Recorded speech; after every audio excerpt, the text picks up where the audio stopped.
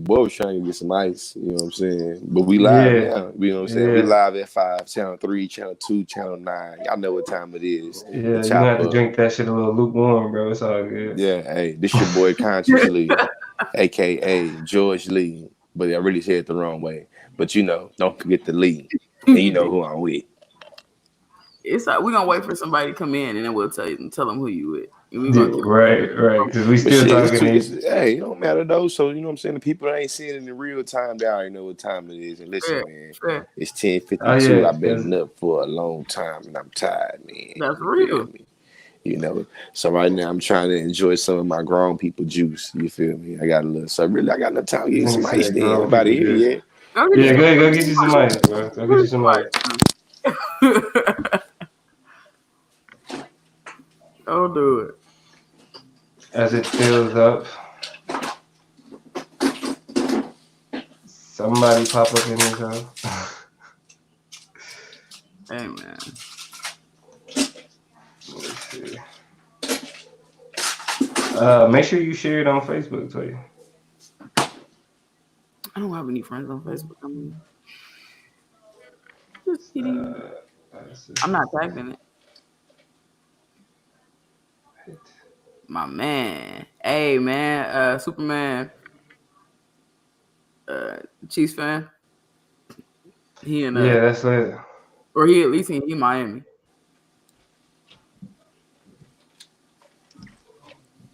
My ball. All right.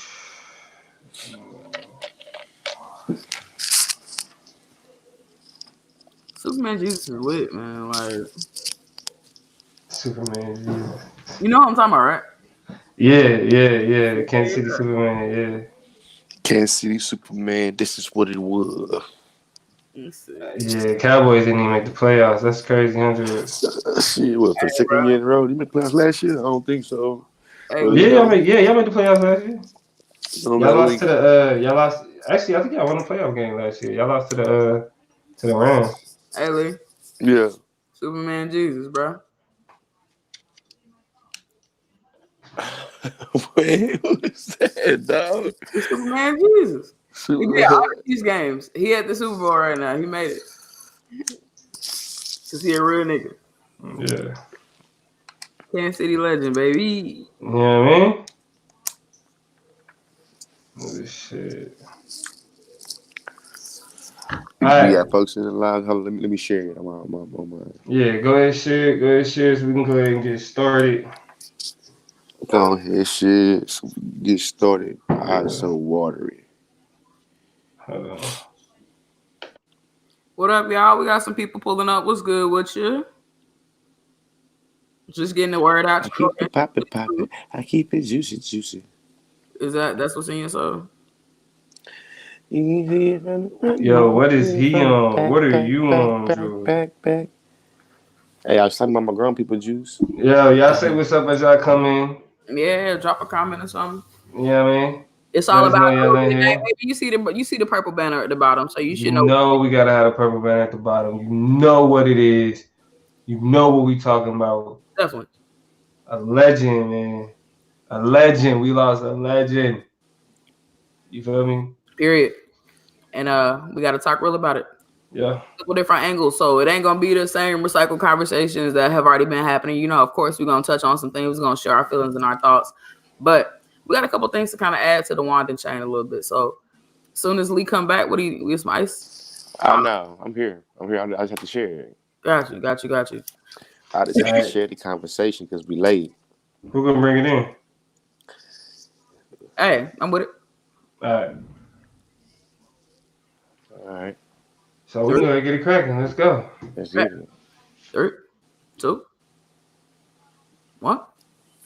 What's good, everybody? Y'all already know what it is. It's Thursday night. It's almost 8:30, but not quite. It's almost 10:30, but not quite. So that means it's time for the chop up. You know, we fit in between in the in between part, but we definitely happy to have y'all in here online with us. We got 6 of y'all in the room. Hopefully y'all know it. Go ahead and come on in a little bit more.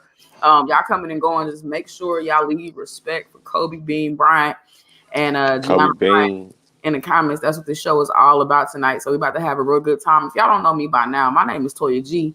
I'm on this thing with a couple of my brothers. Y'all go ahead and introduce yourself. Who on here?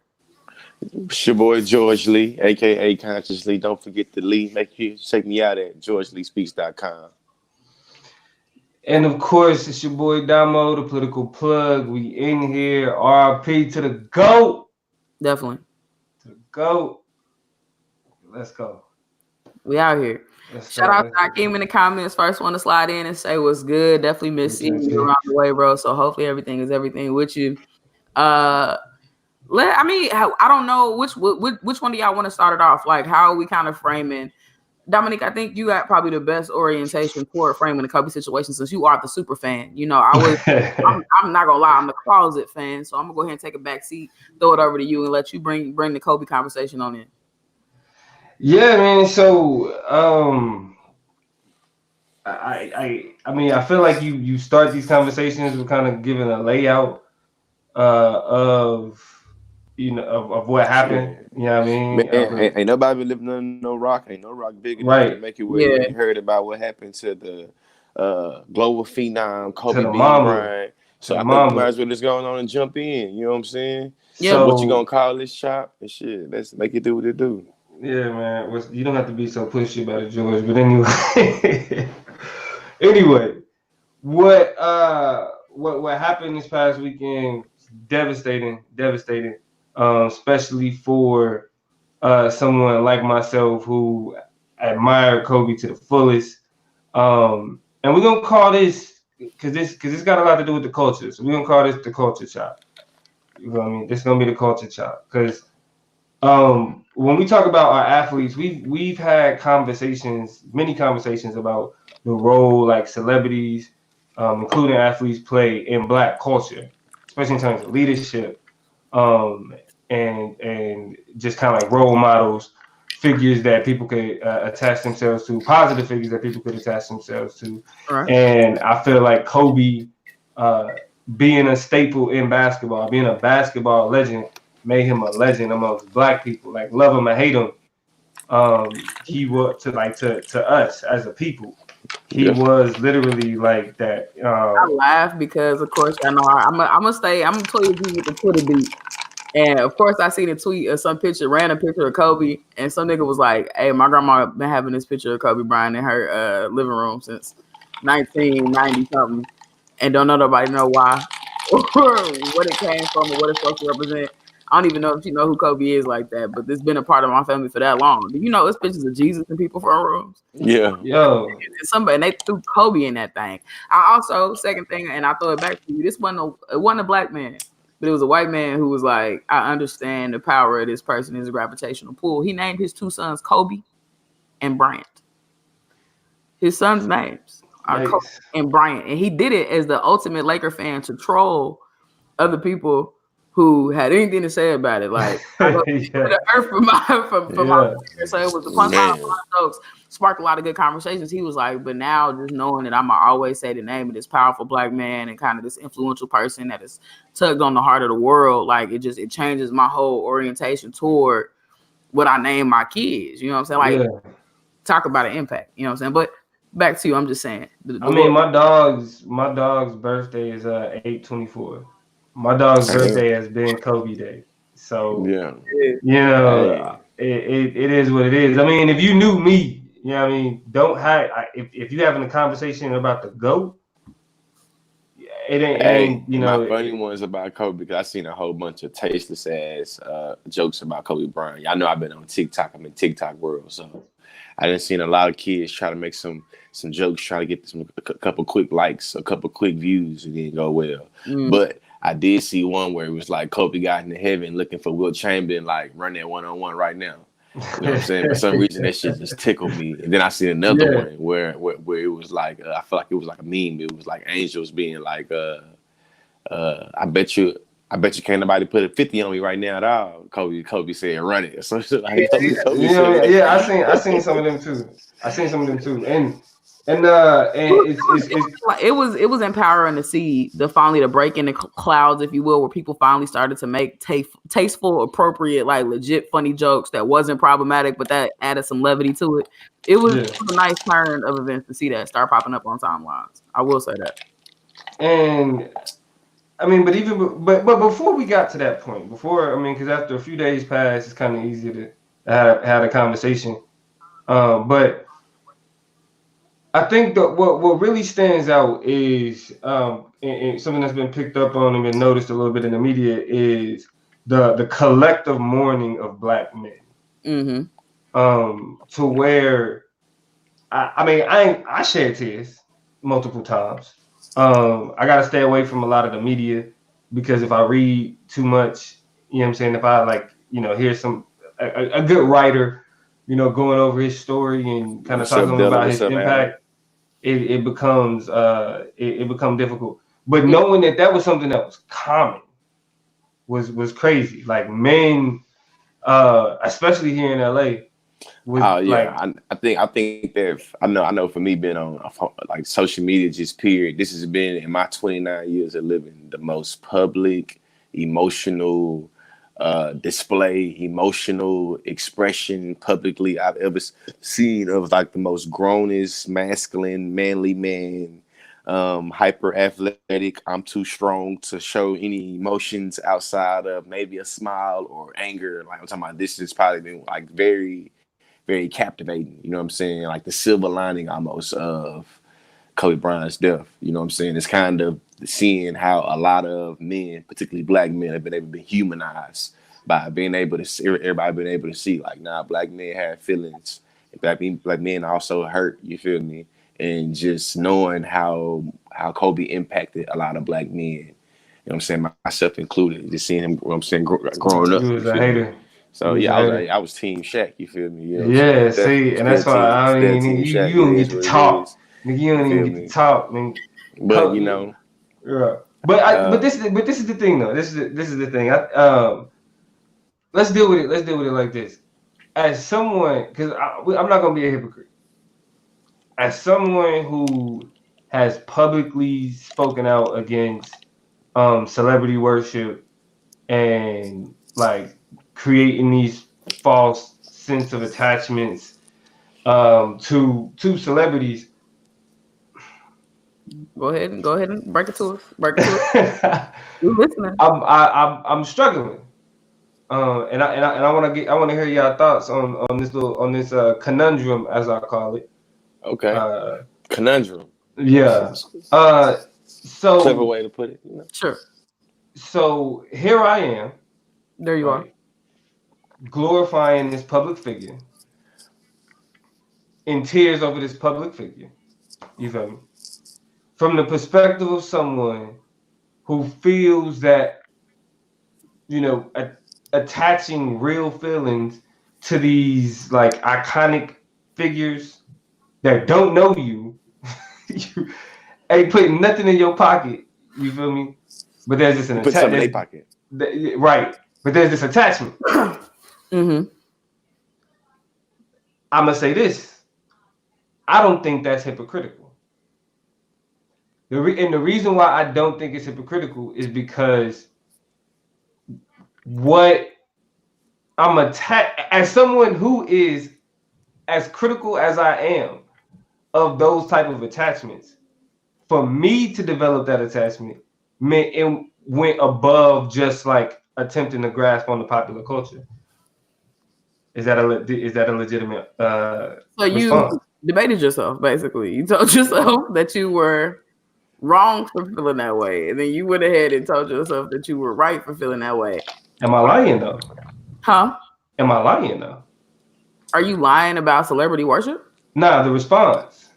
Am I wrong in my response to myself? What is the response again? The way that I reconciled it is it's not hypocritical, because if in order, as someone like myself, who is so, it is. He said you lying to yourself, boss. No, well, hold on, because I'm saying as someone who is critical of those type of relationships, for me to develop that type of relationship, Kobe really had to have meant something. I mean, I think both can happen. It's a both and situation. I think kind of the slippery slope of when we get infatuated with people's lives and, you know, we got to know everything about them and got to be overly invested in the drama, the good things, the bad things, whatever, everything, every turn of it, we got to be there for it. I think that's where it gets kind of weird and people don't really kind of weird themselves outside of whoever it is that they worshiping. But I think, because look, this the level I'm on. This the level I'm on. This for Kobe. You know what I'm saying? You feel me? This for the GOAT. You know what I mean? Like this where we at. I'm taking this special time out, you know what I'm saying? To toast one to the GOAT, you feel me? Cause that's where I'm at with it. Yeah. Okay. Cause that's where I'm at with it. But continue. I don't remember what I was saying, but yeah. You feel. All right, now. So hold on, but so to keep the conversation going a little bit. So does this mean that you got to have a little benefit of the doubt for like the XXXTentacion fans and like the other like, you know, artists of like, you know, that's done problematic things and like. Well, I mean, I think in terms of the Mourning, me personally, I always felt like, I mean, do what you do. Like, have it the way that you. I mean, if that's somebody that you feel is important or whatever. I mean, I've always felt like, you know, it is what it is. Like I feel like we do it too much, and here I am also implicated in it. But I think there's always been a little bit of empathy there, though. You feel me? Because I think because this specific chop is about Mourning, so I wanna make sure we keep the conversation on that, because I think that is the personal nature of Mourning and the like internal struggle or like the internal pain that you deal with. Yeah, really ain't to be validated by nobody else, though. That's real. You know what I'm saying? Like, so even with my criticism of whomever, who the fuck am I? Yeah. You feel me? And I think that's one thing that black men were comfortable with engaging in, and just being like, nah, like you can call him just a basketball player.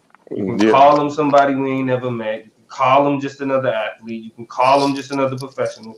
But to us, that nigga meant something, and we feel it. You know what I'm saying? And losing him, like it hurt. That's the only way to describe the pain. And I was talking to somebody about it, and I was just trying to. I was having this I was really having that same internal conversation with them, just trying to figure it out. And you know, when I was trying to get the words to explain what I was feeling, like my coworker, she was just like, or my mentor at work, she was just like, your hero died. Yeah, your hero died. And I think too, your hero died, which means we should get into Nate, the homie Nate's comment. You feel me, Damo? He said it's still hypocritical just because you have a special reason for that type of relationship doesn't mean that you have to. Doesn't mean that you have it. That you don't have it. You're basically saying that they can't have it, but you can because it's Kobe. It's obviously you did you mean something to you, however, the same to them. I feel like I read that right. I don't know. Yeah, I mean you read it right for the most part. I mean that's fine. I feel like the point that I just made kind of highlighted that it really don't matter what I think about how somebody else mourns, you feel me, or why they mourn, or why that mourning is real to them, whether or not it's real. Like my criticism of other people and like you calling me hypocritical is both irrelevant in the context of shit. Niggas really feel this shit. Yeah. You know what I mean? So you know that's. I mean, how did it hit y'all? Because you know I'm the Kobe fan, but how did it hit y'all? Man, I thought it was fake. Like to me, the sentence "Kobe is dead" don't even sound real. You feel me? So it's like I'm almost like, nigga, stop. I feel like when the homie Jared, shout to Jared Kruger, when he hit me up and told me on FaceTime, like, "Hey, bro, did you hear the news? Kobe just died." Like to me, the sentence sounds phonetically crazy as hell. Crazy, yeah. So I had to like hang up with him, like, bro, I'm doing something with my kid. I'll look it up. I'll get back with you. You know what I'm saying? I ended up counting like 3 hours later after it set in. Like, damn, Kobe really died. Along with these other people and his daughter. And his Damn. daughter. It's crazy. It's crazy. I was in the gym or whatever. I was actually meant to open up Instagram and Twitter right next to each other in my, my little app station or whatever. I went to open up IG or wanted to. That was what I intended to do, to look up some workouts. Ended up on Twitter. I read the first 5, 6 tweets, whatever they show you in that stream. Kobe died in a helicopter. I'm like, what? And like, I'm literally, the tweet is like 2 minutes old. So I'm like scrolling through, like literally it's nothing before that. So I feel like I caught the beginning of it. And from there, it threw off my whole workout. My knees is weak. My body is weak. And I'm sitting in Orange County in the gym, just like I was in a corner. So I was curious about how many other people, if they started getting alerts to their phone, and how many people in the gym was figuring it out. But I was like, so tucked in the corner, I ended up going down a rabbit hole, looking at stories and trying to piece it together, because I'm just like, this is not true. And like Lee, I thought it was fake for like 2 seconds till I started really being like, nah, too many people are saying this shit. And it's a lot of people that, as 10 minutes turn to 15 to 20, that I'm actually trusting what they're saying. Yeah. So it starts spilling like wildfire, huh? Like quick. Yeah, it was every timeline on every social media within, I feel like, 2 hours. Yeah, I mean, like that, because when you think about basketball, hell, Bill Russell, you see him every finals. You feel me? Like it's some legends that's gone. Like, like the Will Chamberlains is gone, but like for the most part, like the legends that we know of, like they really, like when we talk about basketball players, like they around, like Dr. J. Like Julius Erving. I'm about to say, Julius Erving and Kareem Abdul-Jabbar still out here. Yeah, you know what I'm saying? Johnson still out here. You know what I'm saying? I mean, I think it's a prime example, and this is not to like undermine that, but when we think, legacy and history, we like to age it and date it, you know what I'm saying, and push it way out or whatever. And so a lot of major history, a lot of monuments are still alive and still with us. It just stings the worst that it was Kobe, because he's the most immediately with us. You know what I'm saying? And so it's just kind of crazy to think just how close we are sometimes to, like it's just weird. Like, it overwhelms you to know that it was him in the face of seeing all these people that I ain't gonna say should have been, but that you would more logically think. I think I heard Charles Barkley go down a little list of people he has been seeing, watching over time to time, that he anticipated to go earlier. And I'll never stop being shocked that it's Kobe. Wait. You said Charles Barkley had a list of people. Not a list of people, a list of people that have been fixtures in the league since, I probably misspoke, that have been fixtures in the league that he would assume to be, will have passed on, right? We will have been celebrating their legacies a lot sooner than Kobe Bryant. Like, people who are 60, 70, 80 years old in the league. But no, I mean, I know that. But I do think it's funny that Charles Barkley got a list of, it's Charles Barkley. These niggas should be dead. I would think these niggas would be dead before. You gotta expect Chuck to be Chuck, man. Yeah. That's funny. You gotta expect Chuck to be Chuck. That's funny. That's funny though. Like, that's wild. But I mean, I think that the phenomenon of like the collective mourning, I think I got some new insight on it. Now actually having to be a part of it, experience grants a lot of knowledge. You feel me? So, in terms of how a nigga analyze that shit moving forward. Now, I mean, from y'all perspective, what do y'all think was the most meaningful part of like that collective action? You know what I'm saying? Something that we typically don't see often with black men on that level of emotion. So you want to go first?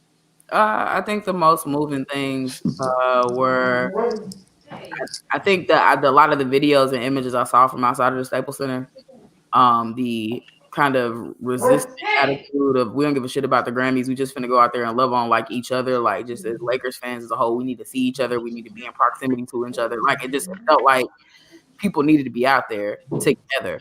And it was a lot of, guys out there just doing their thing. And then what Nate just talked about in the comments is the second thing that I think is the best thing to come out of that, is this secondary level of feelings and emotions through, you know, being black fathers, but mostly being girl dads. You know what I'm saying? Like that whole move and whole wave of, you know, celebrating, you know, being the black father of a black daughter. You know what I'm saying? But and also in other broader sense, because we know Kobe, you know, transcends a whole bunch of different groups. Just being a father of a girl, Yeah. and making that special. That's been great for just my eye gate and my ear gate to see people see, you know, post up and talk about. It's been it's proof. You know what I'm saying? The legendary. You know what I'm saying? Like the fathers having daughters is not a new concept, but he made that shit something. And how he talked about his girls and how he talked about Yeah. the league was like, you ain't mad, you ain't got a son. No, Girls' dad. you know, give me 5 more. That's what he said. I'm Yeah. girls' dad. Stack 'em up.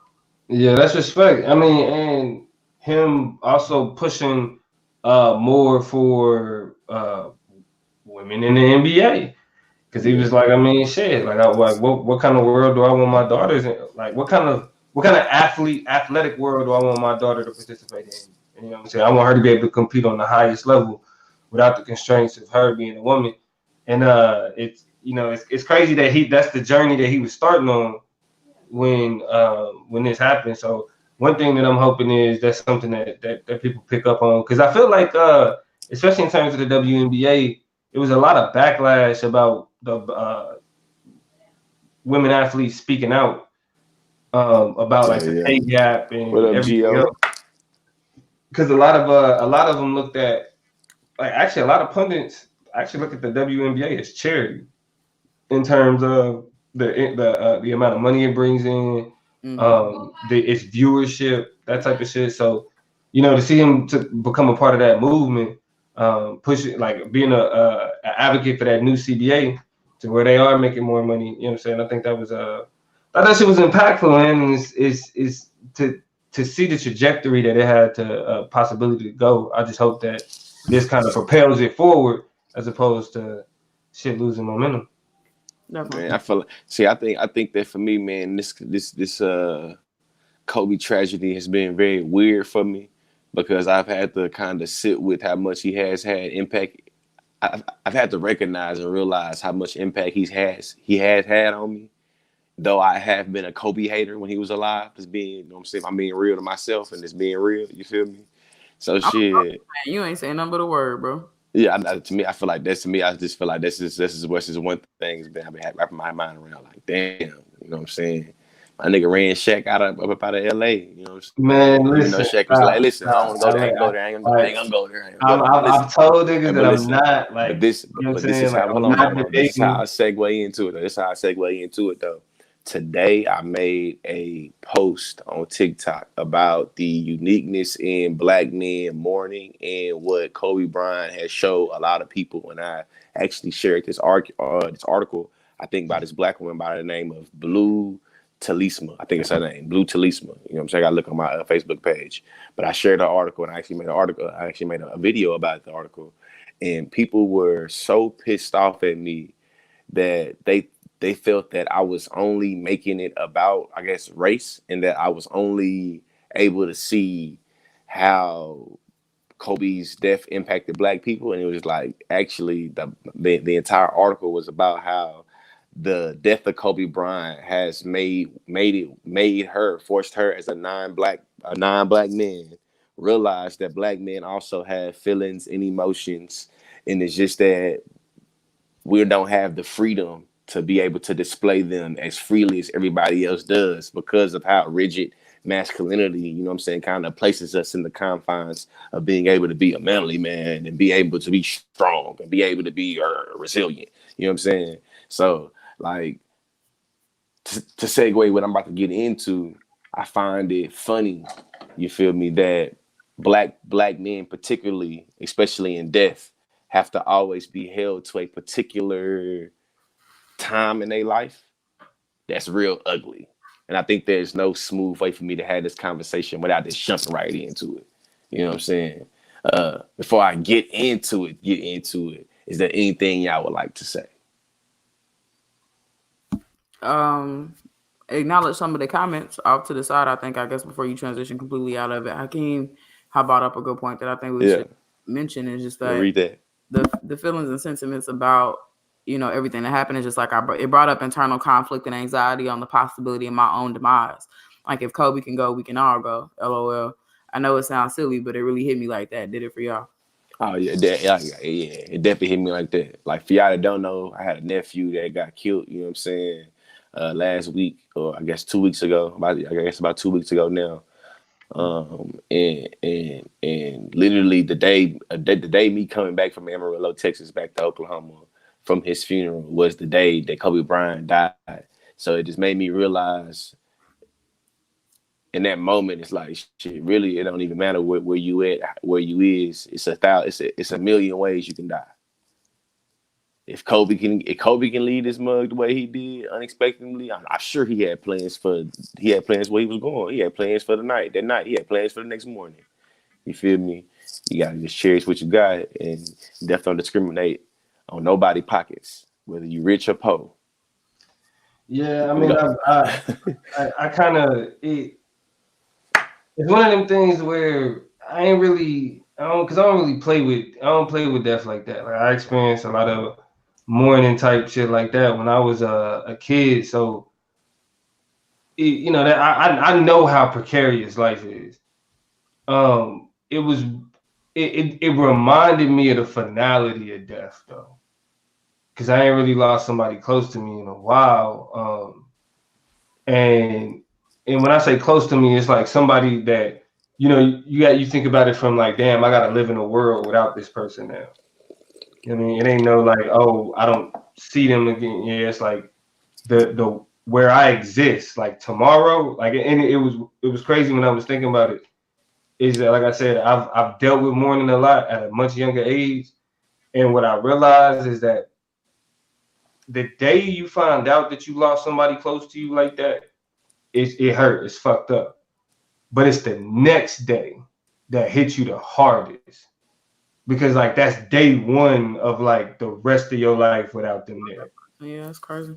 You know what I'm saying? That's the you know what I'm saying, you dealing with it from that perspective. And so it reminded me of the finality of the whole shit. Like, yeah, like once you go. And so it was an eye opener, to say the least. Certainly. Terrell says in the comments before we transition, I appreciate that realness on having been a Kobe hater, George. I respect the Mamba mentality, even as I hate the phenomenon of the Los Angeles Lakers versus the Los Angeles Kobe and friends and its effect on the league. Man, 1000%. Like, I think the biggest thing about being a Kobe hater, that a lot of this has taught me, is that I really am a fan of the game. And that's because if I was really a Kobe hater and that's what it showed me too. It's real. I always try to tell and explain that to people. Like, I don't like that nigga and I don't like the team he play for, but I understand he's a great basketball player. Like, I get the legacy, I get all of that. I've always been there too. I want to bust his ass with the thing, and that's what I think it exposed for me. Amongst the finality of life, amongst just kind of really cherishing people around us and looking at those relationships differently and all of that. It really made me sit back and be like, one of my favorite players might be Kobe Bryant, because he was somebody I love to hate. You know what I'm saying? Like, I loved it. I love rooting against Kobe. He made my team grind. He made my team grind. Like, he made my team be my favorite team by proving to me that they could overcome and surpass. I used to love rooting against Kobe. It's like this psychologically, like, we're a relationship that I have to my infatuation with Kobe, and I think that's why it hurt me and hurt my feelings, because it was like my villain died. Like, where's my story now? You know what I'm saying? Like, and that's what I mean. He had to realize about his legacy and about his impact. It's like whether you hated him or you loved him, you had to appreciate him. And that's why one of my favorite things I've seen from this in terms of niggas and their emotionality is you don't see too many more emotional black men than you do arguing over who's next after Michael, LeBron, or Kobe. Right. I see so many posters like that debate is so dead. You better not never bring it up around me. I want to hear you. And it's like Pac and Biggie. Pac and Biggie are not you can't have Pac and Biggie in your top five. It's not a conversation. It's no longer worthless. The last tweet that man sent out was sending out praise to LeBron James. Like, ain't recognized game. We need to do the same thing and move on from that particular debate. And that's an agreement I think niggas have made across. Yeah, especially the fact that he died 15 hours after LeBron broke his record and he was at the game and they was hugging and you know what I'm saying? Like, yeah. I mean, and it was full circle because this was at like I think it was around the same time, but it was definitely in Philly. Kobe was playing for the Lakers when LeBron was in high school. Gave him a pair of shoes that was too small. It was 14 when he was a 15. Exactly. LeBron still wore them hoes. You feel me? And so it's it's full circle. Shit is crazy.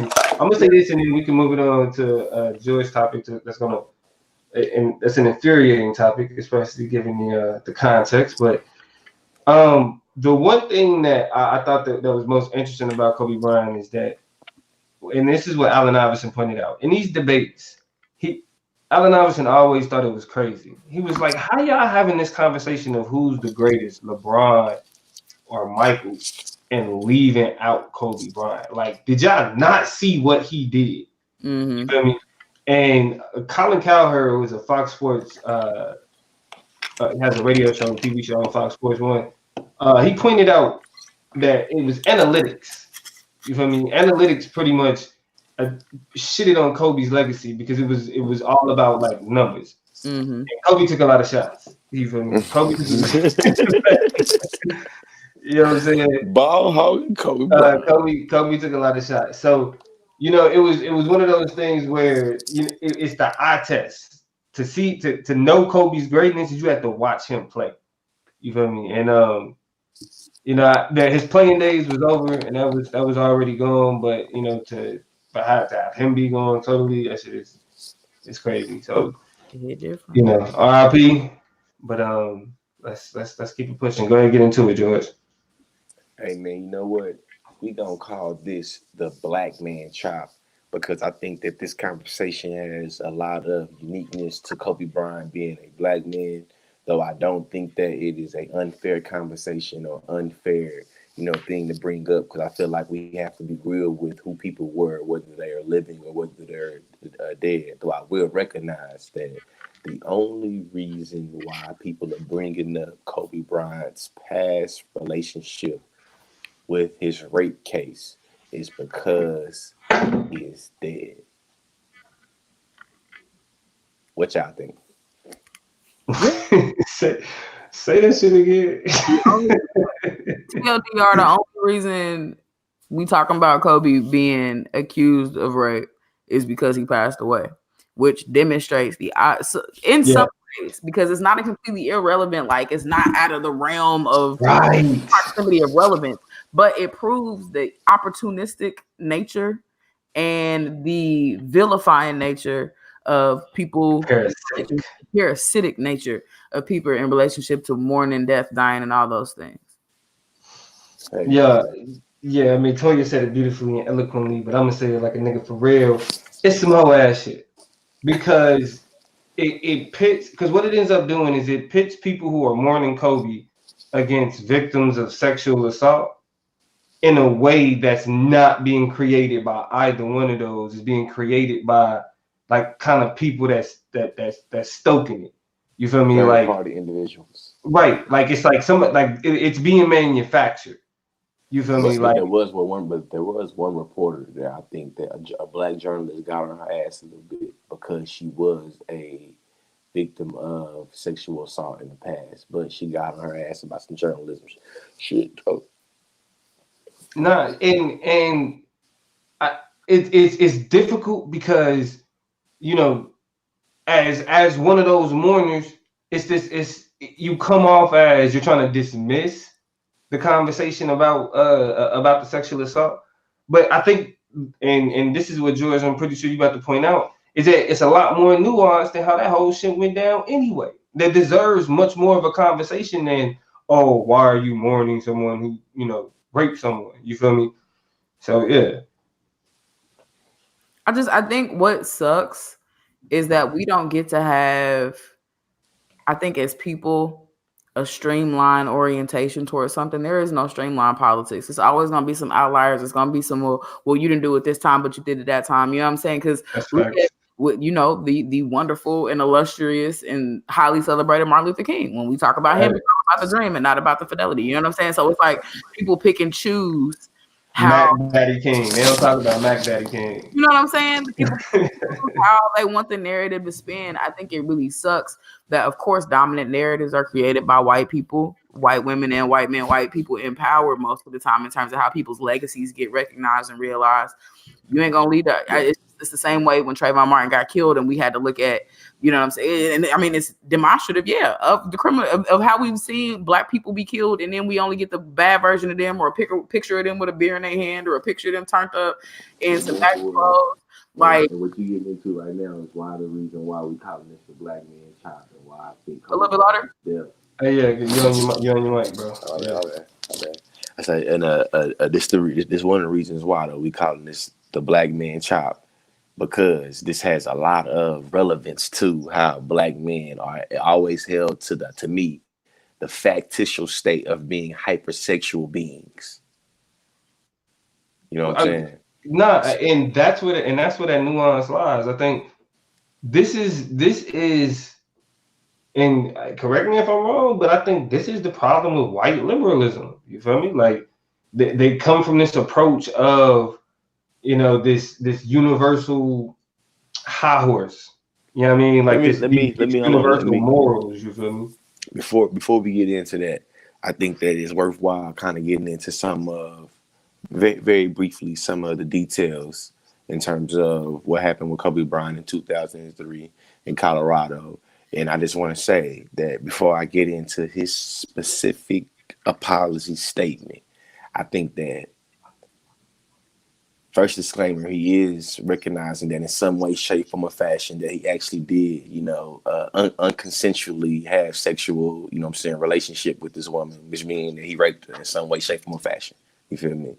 But I think that though he is apologizing and admitting to rape, I think that he was a bit before his time, and this is not me trying to romanticize a rape apology, but I think that given the current climate of the Me Too movement, and given how many men have kind of been exposed for having a history with sexual assault, they ain't gave no response like Kobe Bryant did. But I'm about to read to you Kobe Bryant's response in 2003, and then we'll go from there. He said, "First, I want to apologize directly to the young woman involved in this incident. I want to apologize to her for my behavior that night and for the consequences she has suffered in the past year. Although this year has been incredibly difficult for me personally, I can only imagine the pain that she has had to endure. I also want to apologize to her parents and family members, and to my family and friends and supporters and the citizens of Eagle, Colorado. I also want to make it clear that I do not question the motives of this woman. No money has been made to this woman. No money has been paid to this woman. She has agreed that this statement would not be used against me in the civil case. Although I truly believe this encounter between us was consensual, I recognize now that she did not, and does not view this incident in the same way I did. After months of review and discovery, listening to her attorney, and after her testimony in person, I now understand how she feels that she did not consent to this encounter. I issued this statement today fully aware that while one part of this case ends today, another remains, and I understand that the civil case against me will go forward. That part of this case will be decided by and between parties directly involved by this incident and will no longer be a financial or emotional drain on the citizens of the state of Colorado." When I think that his statement is 2003, 17 years ago, but I think so profound that I haven't heard anybody that has kind of been exposed by the Me Too movement or been exposed to dealing with sexual assault, being a perpetuator or victimizer. I don't think it's become as that transparent and that genuine. You know what I'm saying? And let's talk about Nate Parker's like fifth response that he made to his rape allegations. Yeah, I mean, but after already denied it and pushed it off and then victim blamed, you don't get credit for the fifth time. You was out of lives. You was already game over after the third. But what you think, Toya? I think that statement, especially how it juxtaposes the particularities and the context of the incident itself, I can't say like it's good enough for me because like what does that mean? But I think it forces me to ask questions about notions of justice. It forces me to ask questions about what, I'll use a church word for you, repentance, kind of, and what that looks like, not only an apology or an admittance that you're doing wrong, but turning another way. Right. And so a lot of stuff that backed up that statement and came after that statement from Kobe Bryant was priceless. You know what I'm saying? It was literally beautiful. It was 17 years ago. And to expect from somebody who you felt like has done something as egregious as violating somebody in a way that caused them pain and hurt. So my opinion on it is like, who am I to say that that's good enough or that it's cool or that it passes or cuts some type of mustard? But I will say, I think what George said is meaningful for a statement to come out 17 years ago that admits wrongdoing, that admits that perspectives, you know what I'm saying? Like yours is there, but hers is more important, that apologizes to every single person that was possibly and like impacted by this. Like that shit counts for people who's just still like, I didn't do it, who's still fucking presidents, who still like, let's talk real. Yeah, let's be real. I don't know. It just kind of hit it when you look at the full scope of it a little different for me. Man, Terrell Taylor says the posthumous attempt to cancel Kobe, very telling about counseling as a strategy. I don't think it's I disagree. You know, I'm definitely pro cancel. I'm definitely pro cancel. But what I will say though is that I think there is something to be said about, first off, let's move away from apologies are being used to absolve guilt or to make things go away. That's not at all what the apology is used for. So I don't think when the conversation of the apology is brought up and the response is, well, is that really nah? Nothing's enough. There's nothing that anybody could do or say that could take back a traumatic experience like that. You feel me? And so the framing that we understand this apology specifically, but the way that these apologies are had are like, again, like Toya said, with redemption stories, I think it needs to be put in the context of what the apology meant moving forward, right? Like this is how we reflect. This is how we understand an individual. Individual's character. I'm waiting to hear somebody's appraisal or an attempt to hear about. I think her name was Amber. How the young lady felt about the apology. Like that's not even a part of it. We are passing and rendering judgment about apology that wasn't even necessarily for us, right? You feel like if he ain't sorry, then we ain't done with his ass yet. She did approve of it.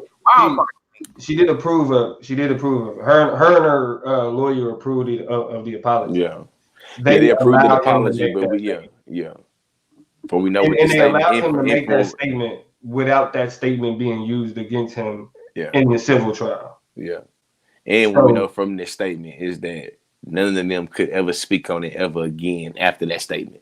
And so does none of that matter? Like, especially because there's space for, he said she has not been coerced for her to be like, yes, I have. There's space for them to not accept it. She decided not to testify, which says two things to me. And I'm not, taking out the credibility or undermining the credibility of her statements or anything. But let's be honest.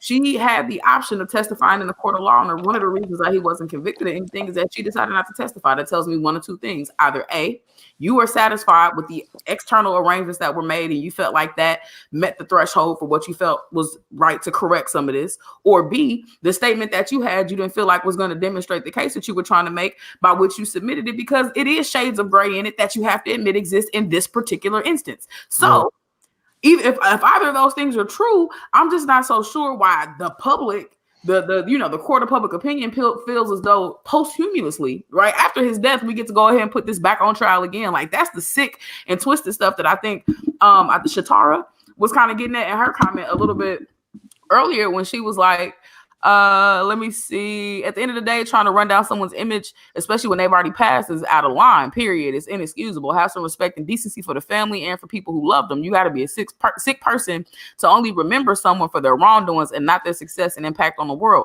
especially when they've been tried in the court of law, which I will grant you is imperfect and lets a lot of guilty motherfuckers go and a lot of innocent people locked up. But you can't have it both ways.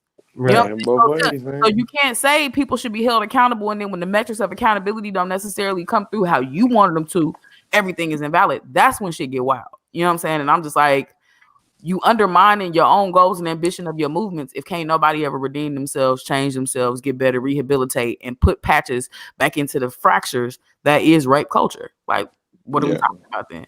And Not to start one of my petty debates with Damo, but that's one of the reasons why I don't like cancel culture, because I feel like it's at the end of the day it's kind of before we fake. get into that debate, You feel me? And you know what I'm saying? It's the reason why, you know what I'm saying, you got to be able to hold people accountable. And I think that Kobe Bryant, to me, showed us the reason why we have to be able to always hold people accountable and responsible for their actions and make it where moving forward, they don't kind of go back to the shit, because you can't apologize for some shit you're going to keep on doing anyway.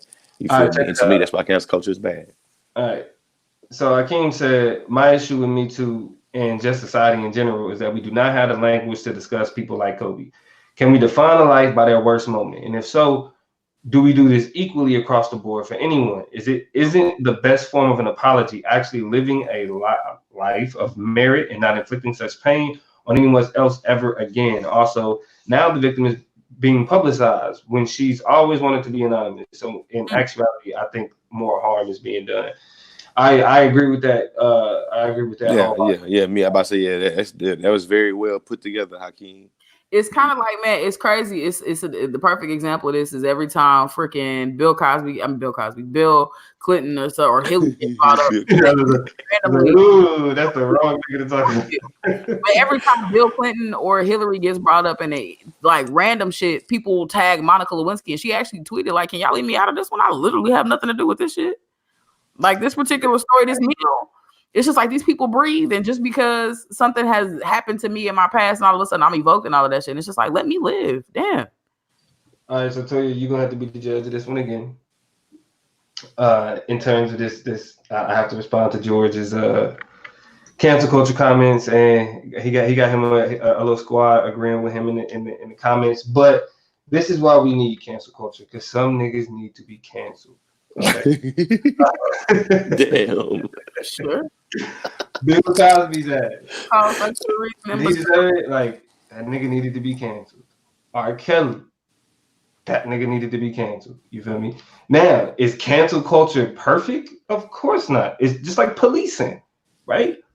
Policing ain't, you know what I'm saying? Like, it's a necessary evil. Sometimes we have to turn our back on motherfuckers and be like, we not fucking with you, not going in that direction. You know what I'm saying? Like, when niggas do certain shit, when like especially the type of shit that them niggas is doing, especially when we start talking about, you know, like sexual violence and violence against women and children and that type of shit, niggas like that deserve to be canceled. Okay, we can have conversations about niggas like Kobe. He didn't display. They deserve to be held accountable. You said what? I said, to me, they deserve to be held accountable. How do you do that? Shit. Because if we gonna keep you, if we gonna still accept you, then what's the worst that could happen? Like, look at Tekashi 6ix9ine. That nigga. I think that it's gonna be certain people that automatically not give a damn about what you do because they want to accept you. So I think that if people are gonna accept the people anyway, you might as well figure out a way to hold them accountable. Now I don't look at, but see, that's the thing. How? These are grown people. You know, we're not gonna tell them to go stand in the timeout. Bill Cosby going to jail. You feel me? Like Bill Cosby in jail. I think that's a good way to hold him accountable. Now.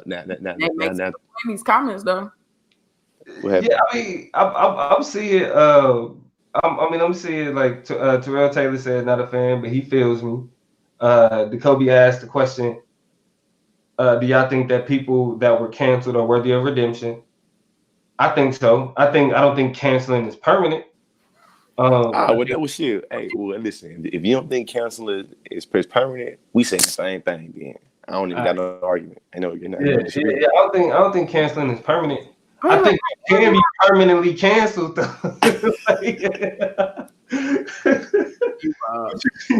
What you think, Toya? I mean, I don't know. I think for me, a lot of the words that we're using, we can't really apply to this shit because they're so ambiguous. They're arbitrary. Different things mean different words mean different things to different people. So when you say redemption, like What is redemption? What does it mean for us to redeem somebody? What does it mean for us to cancel somebody? Like, what do any of these words mean besides like some kind of pop culture buzzwords that we use to kind of express our disdain for somebody? Like, even if we cancel somebody, the biggest examples of this shit is with R. Kelly, with Chris Brown, pick somebody, is that they not canceled to everybody, so they're not really canceled. You know what I'm saying? And that's the reason why I think cancel culture is ineffective. Is that it's just you being mad. Because just because you cancel somebody don't mean shit. Like, it's cool. And what is redemption? Just because somebody has redeemed themselves to you, they're not gonna be redeemed to somebody else. So we go round and round and around saying and using words that don't mean shit just because we mad. Because we feel away. And it's just okay.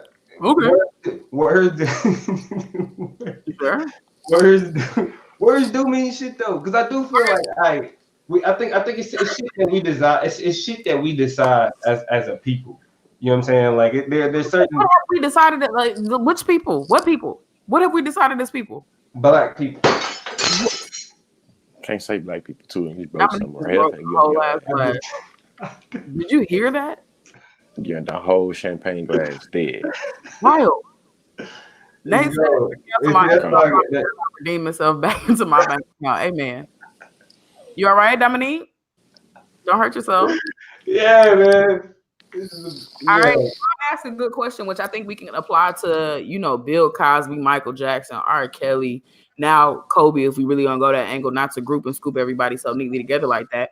But Terrell says, what do you do with the cultural legacy of someone who was canceled? If Kobe was to be canceled, would that entail burning his jerseys? Can we never watch an episode of The Cosby Show?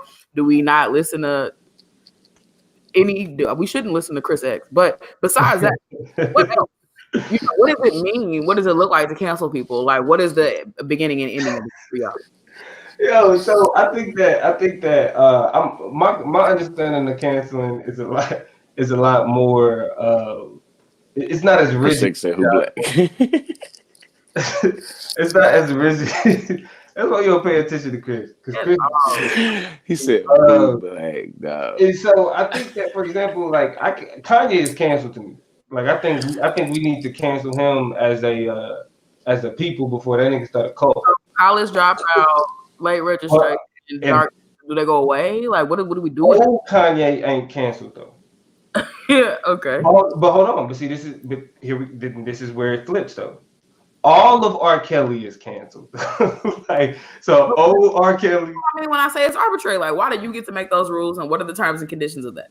Okay, logic. I mean, and these are. And too, I guess Damos making me realize. I guess I am a little, because even though I don't believe in cancel culture, I don't listen to no R. Kelly. Ain't no R. Kelly on my phone. If R. Kelly come on, I'm either gonna leave that place or I'm gonna look at everybody like, yeah, I still listen to R. Kelly. Yeah, that's cancel culture, bro. That's definitely cancel culture. and look, because this is the thing. The reason why we can't do no shit like that for R. Kelly is because all his music was about sex. And like, so given the circumstances he in, you can't put them together like that. Hold on. He saved me. He said, step. Yeah, you needed to be saved from more than that, my nigga. You was all of that is. I believe I can fly. To the catalog. I believe I can touch the sky. I graduated from kindergarten, 5th grade, and 8th grade, so I believe I can fly. So when my whole academic experience has been shaped by Robert, and so I'm not a fan, man, but and I'll pass it to George so he can wrap it up, so we can, you know what I'm saying, we can get to Toya Shop. But it's relative. You feel me? Like cancel culture is only not beneficial when it's not dogmatic. You feel me? And when we can have a conversation about why things are canceled and what's getting canceled, and you know what I mean, who we as a culture can accept. Now everybody ain't gonna accept everybody. But we can have conversations about it, and it can kind of create a common consensus. Because there's some niggas we don't fuck with. Yeah, man. So hey, listen, man. In closing, the black man chop, in the most smoothest way of not coming off as a hotep Negro, I do think there is a lot to be said about how easy it is for the hypersexual narrative of black men being sexual deviant motherfuckers, whether we in life or in death. How we always, or how easy it is for that to be projected onto our bodies or projected onto our life legacies. You know what I'm saying? I'm not advocating for black men that rape or black men that do sexual messed up shit as being victims, because they are not the victims, they are the victimizers. You know what I'm saying? But I do think, in addition to that comment, that there is still something to be said how easy it is to put sexual deviance onto black men's bodies, into black men's legacies. Definitely. That's all I say. This is something I was gonna let Akeem's statement slide, but it's something real that I want to think about in terms of cancel culture. It's the same thing I think about when we talk about people like Lizzo and kind of her relationship to blackness and not realizing at the Grammys that all of her people in her orchestra was fat black women, most of them at least, not to mention all of her dancers and stuff like that. And those things are important to recognize and acknowledge. That's very important. Or we don't mess with this person, that person, whatever. Akeem says, and nobody understands the impact of canceling. For example, Papa John's is canceled, but they do have black employees. And if for black people, that inadvertently puts them in a position to be unemployed. To be honest, we can never cancel someone without inadvertently impacting innocent black people, and I'm not for it. So hard staying in, but it's the connection, and it's a grapevine that we don't ever think about the connecting pieces to. Like cancellation at its furthest has real impacts. Think about Chrisette Michele. All she did was sing at a damn inauguration, and she ain't had a hit since that. Then that woman can sing her ass off. You know what I'm saying? Like, is amazing. But for singing, really probably in her mind, and I kept thinking about this with Chrisette Michele, she probably got that invitation, and part of her was like, and this is before we knew just really how much worse Donald Trump is and was and everything.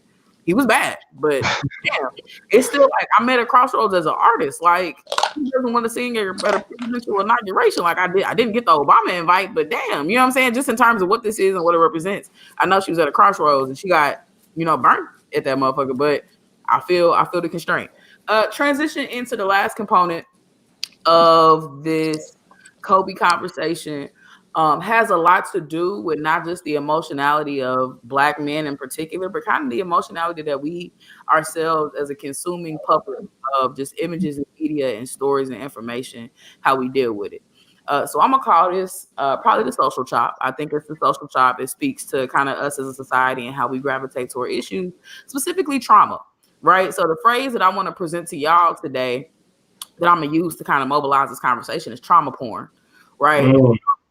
Trauma porn, and I feel like we talked about it probably briefly and in the context of other things, but it is kind of the insatiable appetite for, I won't even say the insatiable appetite yet. Trauma porn itself is just being surrounded and engulfed by just like images of suffering and pain and death and trauma, right? And so it's almost like, just like you would think pornography, I don't know, and I won't get into a long conversation about porn, but if you've ever watched an episode or two, right? You watch is that what we call it?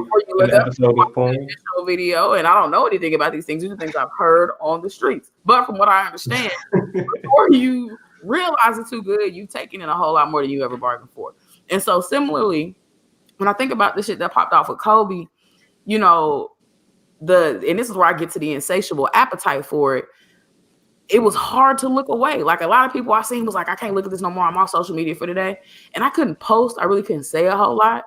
But I'd be damned if I wasn't just like taking in a lot of that stuff. And it was messing with me. It was such a like wild relationship or position to be in with it, because it was hurting me, but it was like feeding something in me. But it was paining me to look at it and all the new details I got. And you know what I'm saying? Like, it was crazy.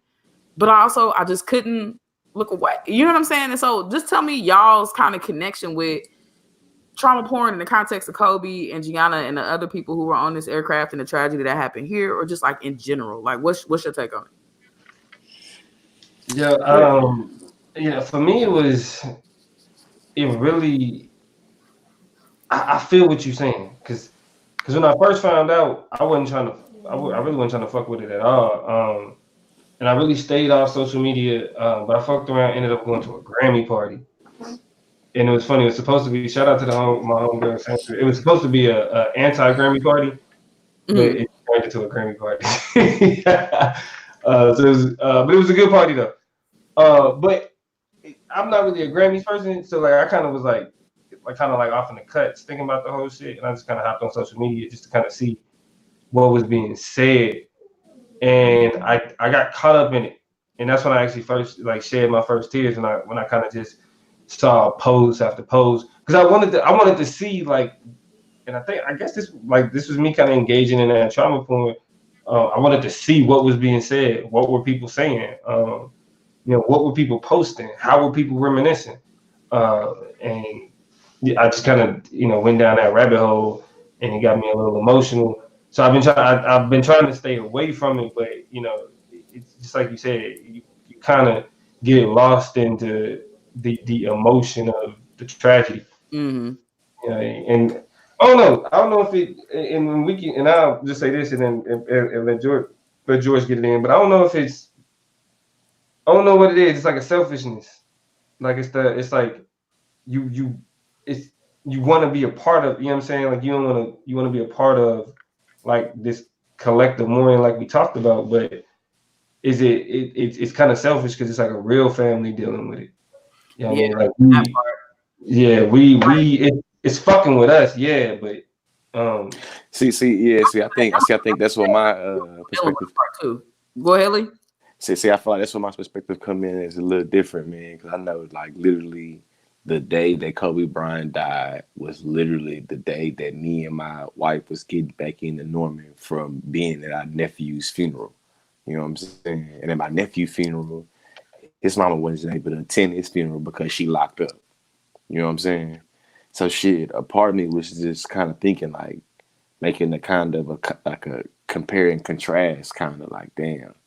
Even you know what I'm saying, shit. Vanessa gonna be able to attend Gianna funeral. Freisha wasn't able to attend KJ funeral. Mm-hmm. You know what I'm saying? So it was just I feel like it was just a different way that I took it in.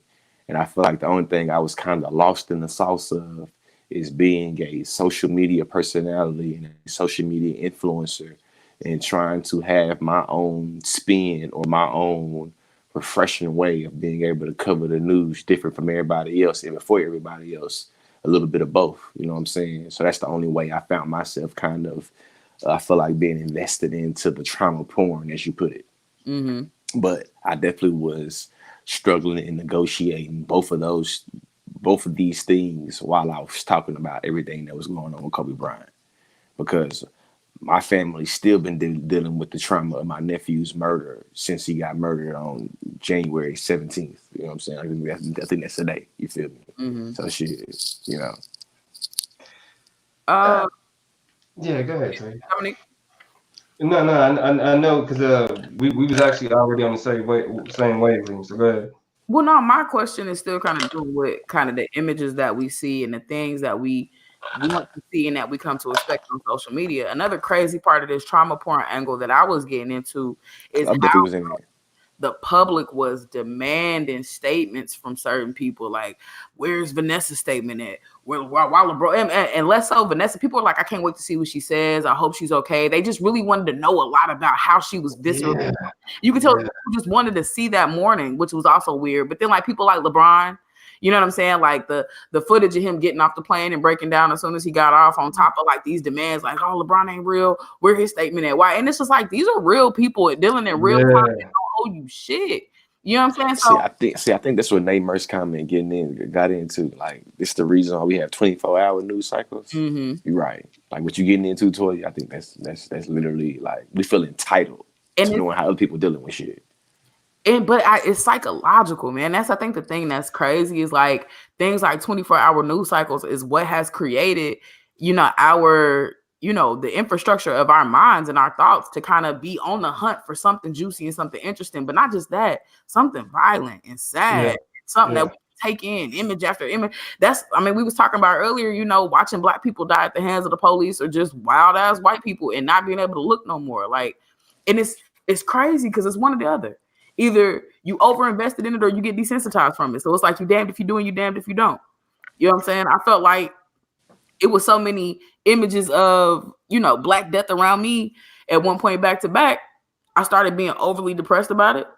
And I won't say overly depressed, but legitimately depressed about it. And then I was like, I'm not looking. I won't watch. I won't read it, whatever. And then I got desensitized to it. In some ways, I will have to admit, you know what I'm saying? Like, again, how dare I be surprised? And I started to turn off the emotional, sentimental components of all these things that happen on a regular basis. It's the only way to cope with it. I felt like there's and Nate is talking about this in the chat. When he talks about this entitlement, I think social media and just all around media, because I think social media is the new 24-hour news. I think 24-hour news was an evolution. Twitter, because it don't stop. Yeah, it's like 24-hour news was an evolution.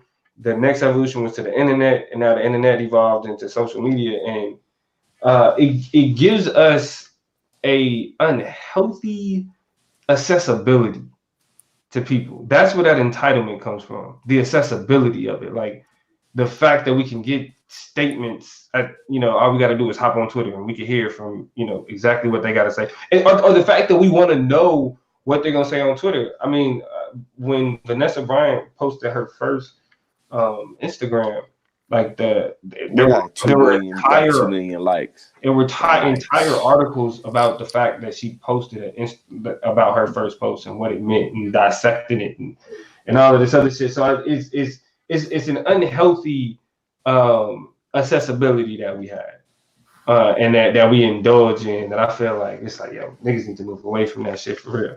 I mean, Kobe and Akeem say some things that I want to kind of suture together. By the way, shout out, I know this y'all homeboy Rasheed Foster. Shout out to Rasheed in there and dropping in the comments. Yeah, shout out to the homies. But Kobe says nobody wants to get it right. People just want to get it fast. And then Akeem ahead of that, even though I'm flipping the order, is like people posting a supposed video of a helicopter crash. Society has a major issue. And that's what kind of got crazy for me. Like, I didn't want to see, it wasn't even the video of the helicopter crash that a lot of people was floating around. You can listen to the video and look at the video and tell it wasn't in America, but to fill this hole in, literally just like slow down. We so busy just trying to satisfy a piece of our desire to fill in the blanks of the narrative, which of course you want to, but you can't beat the family. You can't beat the actual investigation. You realize this has just happened. Yeah. But, so stuff starts circulating. This is, of course, we got to talk about Rick Fox being declared dead. I fell for it for a second. Was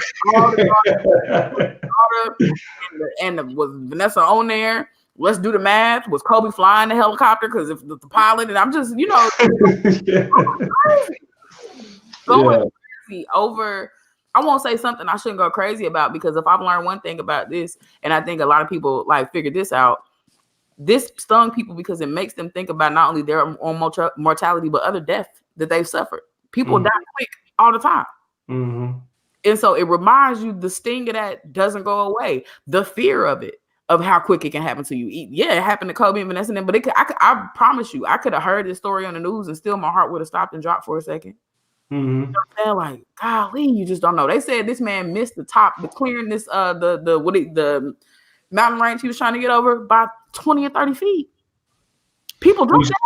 Yeah, I was gonna say, which to a helicopter ain't nothing. People jumped that. Do you know it flipped it and it just all went downhill from there? So, I think about stuff like that, and it's. Man, I seen something today that said that I don't know if it's real or not, but it was like they said when the police recovered the body, that it was like Kobe Bryant's body was covering his daughters, like was holding his daughters. It was still, and that shit just messed me up. Like, damn.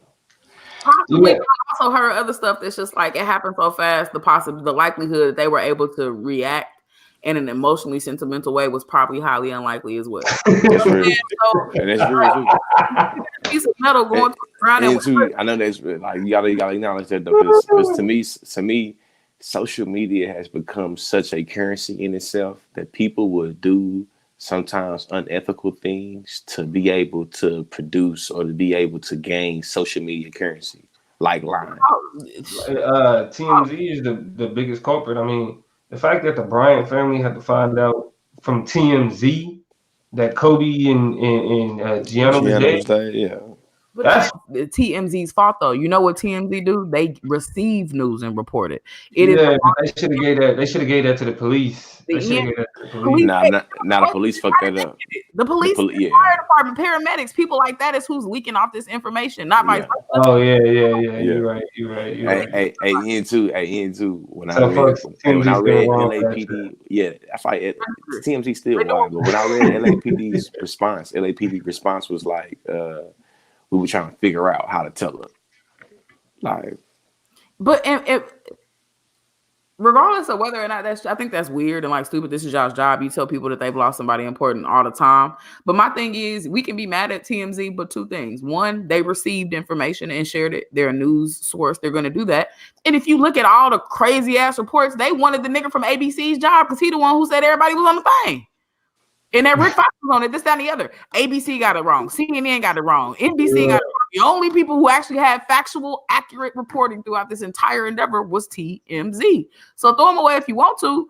But they are demonstrating themselves as reputable characters in a lot of this. And they was the first ones to break on Whitney. The first ones to break on these niggas is out here. Because they messy. Okay? It's not their fault. Think about how messy is it for the police to call TMZ before they call ABC or call somebody else or do that's the mess. Just because all they do is facilitate mess, don't take away from their mess. All right. I mean, I just think that again, that's it's the accessibility. Like because it's Kobe, everybody deserves to know before the family. Like back in the day, it was like the news held on to the information, and the police would give a public statement. And they'd be like, it's, and from that public statement, does the world find out?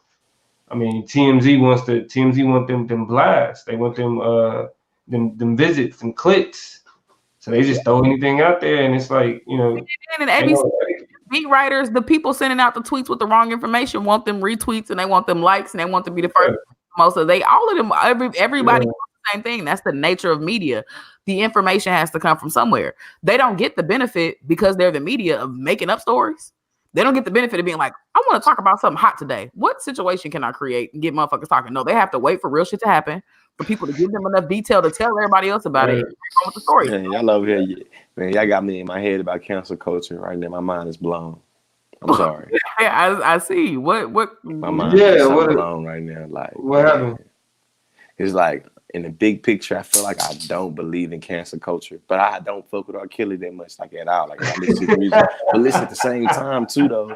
I listen to like Aaliyah greatest hits, and it's like shit. R. Kelly wrote a lot of those songs, you know what I'm saying? But it's getting at my homie Hakeem, you know what I'm saying? It's coming. It's like damn. But if you gonna try to be like fuck with, you know what I'm saying, R. Kelly like that, it's like you know how many poor black folks that he was able to, I guess, put on or help. So it's like shit. So you don't listen to none of the music he wrote. You know what's music that R. Kelly didn't wrote? And you know what? And keep it on topic, because this nigga's mind's blown. He got left back 3 conversations ago. I hear what y'all saying, man. But cancel culture, like, the criticism of cancel culture is that it is a particular form of trauma porn. Because of how it engages in what was the term he was using? How it takes advantage of particular situations in order for like these conversations to branch off. Like how we spend so much time talking about the accuser and condemning the accuser, but not doing enough to actually focus and stop what's actually happening, like the shit that's actually going on. Not doing enough to actually make it easier for victims, but the conversations is, taking place only in the context of like famous people or, you know what I'm saying, like that type of shit. Shit, niggas is canceling R. Kelly, but ain't canceling their uncles and cousins that ain't doing. You know what I mean? And so that's also, I feel like that's also part of that disaster porn, because you like, what's the purpose of porn? I don't know. But what I've heard, you know what I'm saying? Sure. What I've heard is that, you get off. You know what I mean? Like, so you do this, like, and it's an ego thing. Like, it's kind of like when we used to be able to be like, when we first started reading about black shit, we was like, oh shit, we can point shit out. You feel me? Like it was it was something that we got out of that. You know what I mean? Like we was like, look, racism. See, I told you, the white man. Yeah. Remember those days? But Yeah. So yeah, it's all about like that kind of self-fulfilling. George is looking like he's about to happen. I'm getting a little weary too, so I'm gonna go ahead and sew up the conversation. But by referring to Nate's comment and Terrell's comment, and then we can just call it good here. Nate says, and I'm sure he being Vanessa she felt like she had a responsibility to post something for us before she could even bury her own husband and daughter. She starts off the statement saying, "I don't even know, like I don't know what to say. Like I'm in total disbelief and shock." And I think it is pretty sad, right? That because of the nature, but I also thought about it like this too. She's a part of our generation, right? Like, technically Kobe's a little bit older than us, but we are a part of it. He's only 41. Generation. And sometimes I feel like too, we've learned to share moments, good, bad, right, wrong, big, small, indifferent, on social media. That has become our language of mourning and grieving as well. And so I kind of wonder if, she was kind of in a place of flux where it's like part of it is like, I don't want to capitulate to this public that is like forcing me to write a comment or statement before I'm ready. But also the way that us as a society mourns now is we post our loved ones. We have big, bold statements about their lives and the things they meant to us. And that's how we start working through stuff. So I think both could potentially be possible. Everybody does it, whether you're a celebrity or you're not a celebrity. Shit, I was making grand posts about my nephew, and I know for a fact everybody know who my nephew is. It's like you kind of, it's wild. It's crazy how many big moments happen in our life that don't feel like they complete until you let the world know on whatever your favorite meeting is. You know what I'm saying? Like it ain't done until I go ahead and press post. And when my nephew died, one of the family members was like, his death does not seem real until I was making this post. And they said that in their Facebook post, like his death did not feel real until I was making this post. And I realized how we've come to cope and that he is gone. Yeah, and you know what? And I also think it's it's a double-edged sword. I mean, and then I give it back to Toya and say she could put she puts those beautiful bows on things. It allows us to be able to converse like with a lot of people, you know what I'm saying, to tell a lot of people something that we wouldn't typically be able to. Like, that shit that just would sit and eat at you. You know what I'm saying? Like and this is kind of like the sadistic part of like, because then, it's the people reaching out and touching and kind of creates that that pornographic scene, if you will, if we're going with the analogy. But it's something that people get from that. You know what I'm saying? Like to know that other people know what they feeling at the moment. And other people being able to say something instantly to kind of give that instant, like, yo, I can't call you. I don't even have your number. I probably can't text you, but I see that you're going somewhere, and I hope that my comment, you know what I'm saying, is able to ease that. And so I think it's a double-edged sword. Like we can definitely tear it down and rip up like how social media handles that type of stuff. But the accessibility that we get to each other in times of need is probably something that we shouldn't undervalue. Yeah. Agreed. Shout out to my TikTok family, man. Shout out to my TikTok family. For sure. Terrell says, I'm wondering if there's a difference between trauma and vulnerability. I was very touched by Shaq's response and his account of processing that's different from the consumption of raw emotion and pain. I think when we talk about trauma porn, there is a fine line between that and public Black mourning. And I think we've talked about public Black mourning too when we talked about not Angela Davis, but who was it? No. Which one of our authors? Toni Morrison. Maya Angelou. Toni Morrison. Toni Morrison passed away. And we kind of just talked about collectively how many people were kind of rallying around that. And I think there are some differences and separations that are important to see between taking in and watching the clip for the 98,000th time of them passing away, or watching, stuff over and over that is demonstrative of the tragedy or trauma itself. And just watching people reflect fondly and think back on memories and love on folk, which is where we should be. You know what I'm saying? Like in a constant place. I ain't got time for it, man. I ain't got So, time for it. It's supposed to be footage of my nephew fighting in his own blood with the dudes that robbed him. You know what I'm saying? Like niggas so conditioned to pull out Snapchat these sensational moments. I don't even want to see it. I ain't got time to see it. Like Yeah. if it's floating, I don't want to see that shit. I do not want to see my nephew last moments fighting in his own blood with gunshot wounds because I don't want to see that. You feel me? But I recognize that there are some people that really have a desire to really embellish and trauma porn, to be specific, that way where they really get something out of it, and it's just I don't want to see it. well, I'll leave it with this. I think in order to protect yourself emotionally, psychologically, mentally, as we are surrounded by trauma, be careful what you allow yourself to take in, but don't be scared to let yourself feel. I think we learned that from the black men who decided to collectivize and mourn and feel things. I think we learned that from a public and a society that is, just working with it how they can. Feel it. You know what I'm saying? But don't go to that real twisty, windy, dark path of a rabbit hole that we can go down when we're surrounded by these types of images. You're only gonna hurt yourself in the end, or prolong the mourning where you never get to the celebration part. King, you had a shout out for Lee in the comments.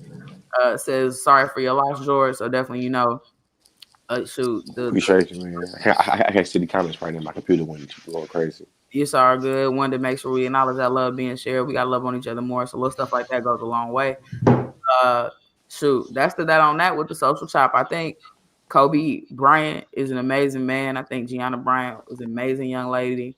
I'm sad that they've left. Hey, and shout out to the other victims too, man. The other families of the victims as well. Shit. A bunch of them from Orange County, from right down here in this way. I didn't even know Kobe lived down here in Mm. Orange County either. So it was all mind blowing to discover.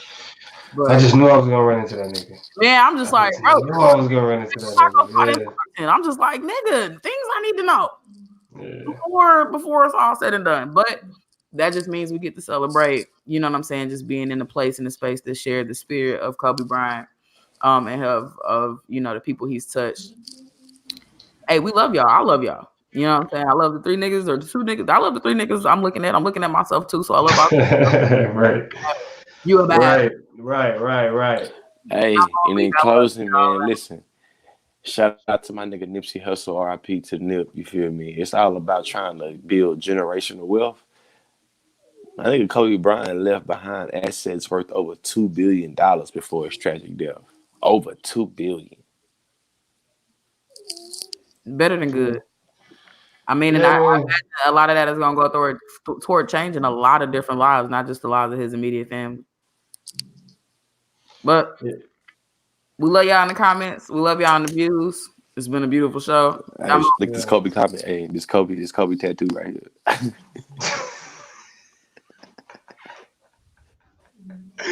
Why you do my man like that, man? Why, bro? Why? Ain't right. But anyway, yo, it's been real. Hey, RIP to the GOAT. Yes, Chris, I said RIP, rest in peace, rest in power. Rest in power, baby. To the greatest basketball player of all time, the only NBA player with a ideology that's rampant. I say this: Kobe is the only nigga that after another nigga hit a game clinching shot in the finals of the NBA, when they asked him how he was able to hit that shot, Kyrie Irving referenced the Mamba mentality. It's an ideology. You feel me? And if you know, you know. Different animals, same bees, baby. You know what I mean? If you know, you know. On that note, we out of here. Yo, and this is Chop Up. It's the Chop Up. Shout out to everybody in Bryan, Texas, man.